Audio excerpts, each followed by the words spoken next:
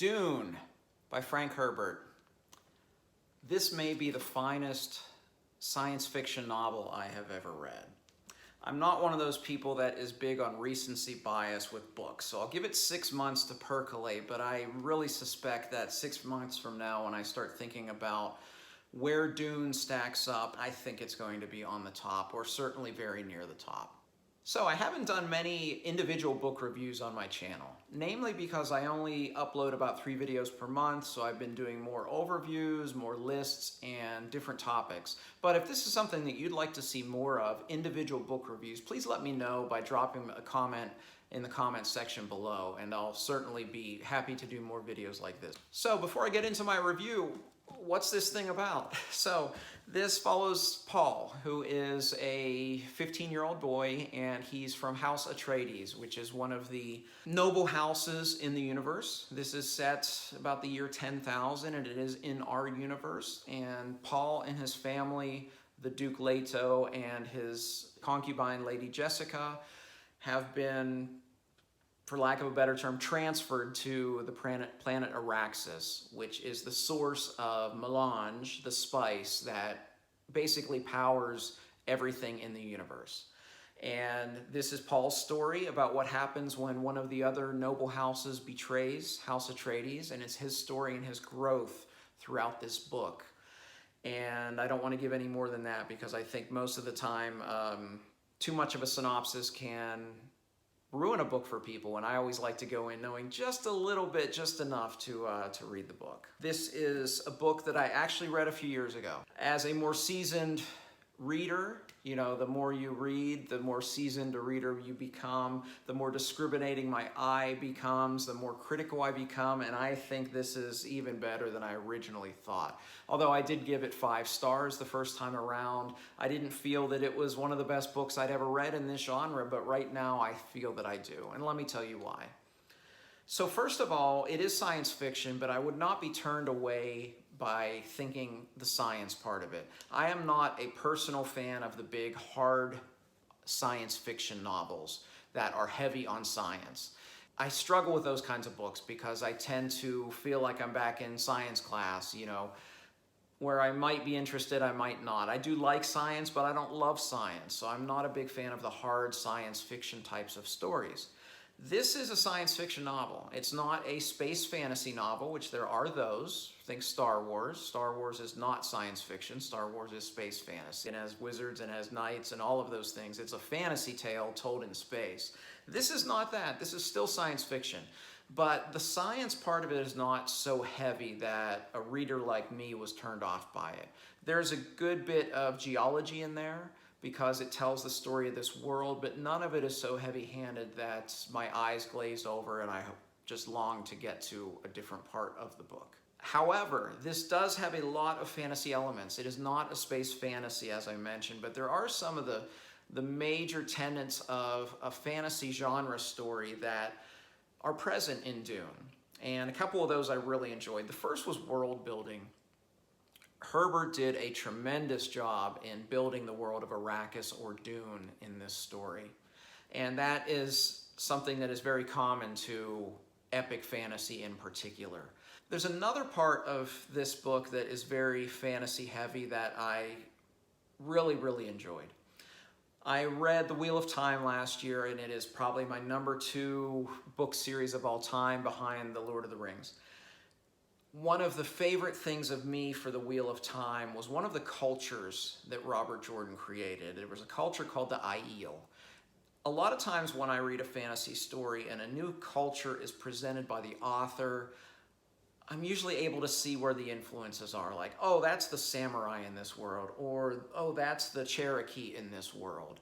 When I read The Wheel of Time, the Aiel was the most deep and developed and unique culture I'd ever read in a fiction novel. Well, I feel that the Fremen in Dune, which is the culture of the people that live on this planet of Arrakis, is probably a #2. I was fascinated by these people, and I thought Herbert did such a great job of pulling from so many different influences that it became its own unique culture. So those two things were very, very prevalent in this book that I loved. I loved the world building and I loved the culture.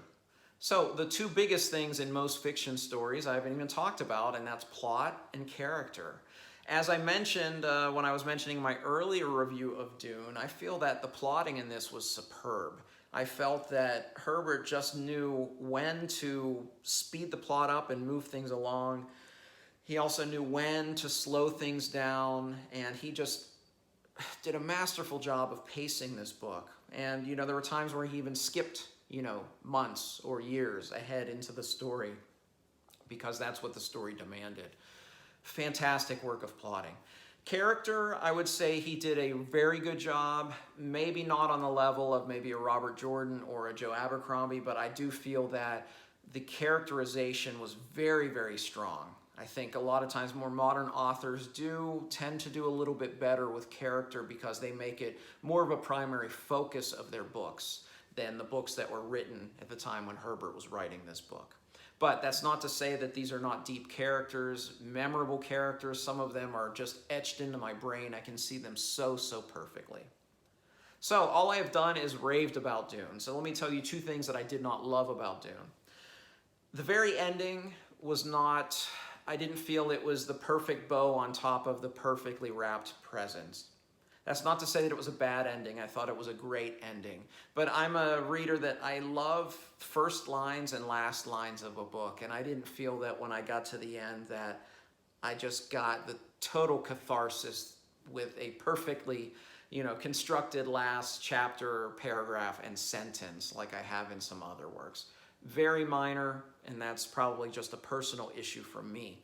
The only other thing I did not like was initially I did not like Herbert's writing style. He wrote this book in kind of an omniscient third-person writing style. And I understand why he did that, because what that allows you to do is it allows you to draw more characters into the narrative, and it allows the reader to understand very quickly more of what's going on, especially in regards to the motivations of the different characters. So he can be playing out a scene and he can be in one character's head and then he can jump to another character's head so you can know what they're thinking. And I understand why he did that, and I think it's an easier read actually when the author does that, although you do have to make sure you're focused and remember whose point of view you're following at one point or another. However, as someone who loves character above all in books, I prefer, again, to bring up Robert Jordan, I prefer the point of view per chapter kind of storytelling, because it gives the reader a long time to sit in the head of that protagonist of that chapter and to really get to know that character.